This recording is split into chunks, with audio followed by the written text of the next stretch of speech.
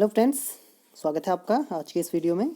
तो फ्रेंड्स, आज इस वीडियो के माध्यम से आप लोग किसी भी कवि की जो रचनाएं हैं या कोई लेखक है उसकी जो रचनाएं हैं उसे चित्र के माध्यम से कैसे याद करना है, यहाँ पर मैं एक ट्रिक लेके आया हूँ आप लोगों के सामने। तो इस चित्र के माध्यम से आज आप जो कवि हैं सर्वेश्वर दयाल सक्सेना जी, उनकी कुछ यहाँ पर रचनाएँ हैं, उनको आप इस चित्र के माध्यम से समझ सकते हैं और ये आपको हमेशा याद रहेंगी। तो चलिए शुरू करते हैं आज का वीडियो। अगर आपको वीडियो पसंद आए तो इस चैनल को सब्सक्राइब करना और इस वीडियो को लाइक करना ना भूलिएगा।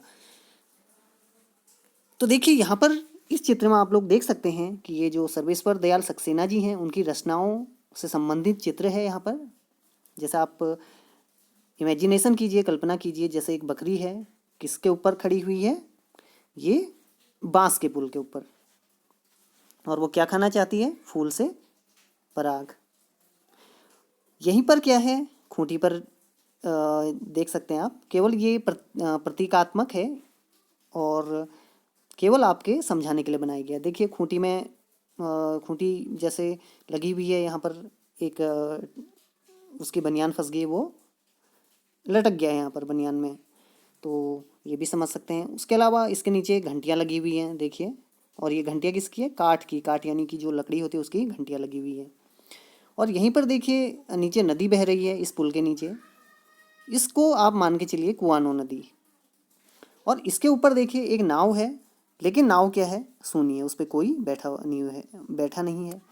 और सूनी नाव है तो जो जल भी है वो क्या है? सोया हुआ है। ऐसा केवल क्या कीजिए? कल्पना कीजिए। और ये सब कब हो रहा है? दिन में हो रहा है। अब देखिए दिन में क्या है? गर्मी बढ़ेगी तो उससे क्या है? गर्म हवाएं चलेंगी।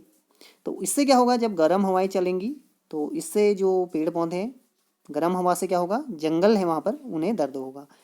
तो इन सब का जो देखिए जो ईश्वर हैं, बड़े दयालु हैं, वो सबकी यहाँ पर मदद करते हैं। तो देखिए ये एक चित्र है, इसके माध्यम से आप देखते हैं इनकी रचनाएं। तो देखिए जो सर्वेश्वर दयाल सक्सेना जी हैं उनकी रचनाएं, जैसे बकरी है, बांस का पुल, काठ की घंटियाँ, और काठ की घंटियों से इन्होंने नई कविता में शुरुआत की। खूंटी पर टंगे लोग, एक सूनी नाव, कुआनो नदी पर, सोया हुआ जल, गर्म हवाएं, जंगल का दर्द, ये सभी सर्वेश्वर दयाल सक्सेना जी की रचनाएं हैं। तो कभी आपसे अगर एग्जाम्स में पूछा जाता है तो आप आराम से इस चित्र के माध्यम से याद करके वहाँ पर अपना उत्तर दे सकते हैं। इसके अलावा देखिए दिनमान, इसका भी संपादन किया। पराग, ये एक बाल पत्रिका थी, इसका भी इन्होंने संपादन किया। तो विद्यार्थियों, इस तरह उम्मीद है आप लोगों को चित्र के माध्यम से जो सर्वेश्वर दयाल सक्सेना जी हैं उनकी जो रचनाएं हैं वो याद हो गई होंगी। तो विद्यार्थियों अगली रचनाएं हैं, यहाँ पर देखिए सूर्य है, यहाँ पे उनकी कांति है, और यहीं पे कौन आई हुई है? अप्सरा। तो देखिए ये हैं सूर्यकांत त्रिपाठी निराला जी की रचनाएं। तो इसे आप केवल प्रतीक के रूप में समझिएगा, केवल ये समझाने के लिए बनाई गई हैं, और ये इसलिए बनाई गई हैं कि आप अच्छी तरह से केवल चित्र देखकर समझ सके। तो समझिए कि एक क्या है? परी है। परी को अप्सरा भी कहते हैं, आपको पता होगा। और ये परी कितने वर्ष की है? 30 वर्ष की है। केवल इसका क्या कीजिए? कल्पना कीजिए। और परी का नाम क्या है? अनामिका। तो देखिए यहाँ से 3 रचनाएं होगी सूर्यकांत त्रिपाठी निराला की। अनामिका, परी से हो गया परिमल, अपरा से हो गया, अप्सरा से हो गया अपरा। तो अनामिका, परिमल, अपरा, ये इनकी रचनाएं हो गई। परिमल कब हुई प्रकाशित? 1930 में, क्योंकि 30 वर्ष की है। तो इसके अलावा देखिए ये गीत गा रही है किसके? यानी कि तुलसीदास जी की रचनाएं गा रही हैं। तो देखिए गीत गाती है, तो गीत से कर दीजिए गीतिका। गीतिका भी किसकी रचना है? सूर्यकांत त्रिपाठी निराला की। उसके आगे अब देखिए गीत गाती है, तो गीत क्या होते हैं? गूंजते हैं। तो गीत गूंजते हैं उसके, क्योंकि परी है वो, तो इससे बन गया आपका गीत गुंज। अब देखिए गीत गुंज इसका हो गया अगला। और सामने वो देखती है यहाँ पर एक कुकुरमुत्ता है, कुकुरमुत्ता उगा हुआ है। तो देख सकते हैं आप, जैसे उग जाते हैं आपके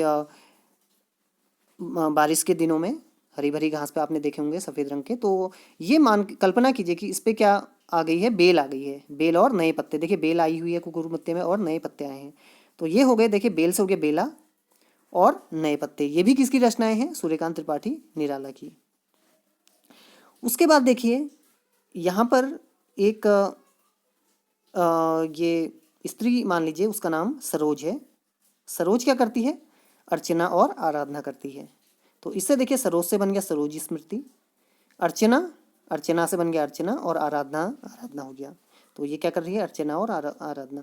तो विद्यार्थी ये भी ध्यान रखिएगा, जो सरोज स्मृति लिखी है सूर्यकांत त्रिपाठी निराला जी ने, वो अपनी जो उनकी पुत्री थी उसकी याद में उन्होंने सरोज स्मृति लिखी हुई थी, क्योंकि उनका देहांत हो गया था, तो तब उन्होंने सरोज स्मृति लिखी। तो विद्यार्थियों ये थी यहाँ पर कुछ सूर्यकांत त्रिपाठी निराला जी की रचनाएं। उम्मीद है इस चित्र के माध्यम से आप लोग समझ गए होंगे। तो विद्यार्थियों इस तरह अगर आपको भी ये वीडियो पसंद आया हो तो मेरे चैनल को सब्सक्राइब करना ना भूलिएगा और इस वीडियो पर अपना कमेंट जरूर कीजिएगा कि आपको ये वीडियो कैसा लगा। जल्दी आपसे फिर से भेंट होगी, तब तक के लिए धन्यवाद।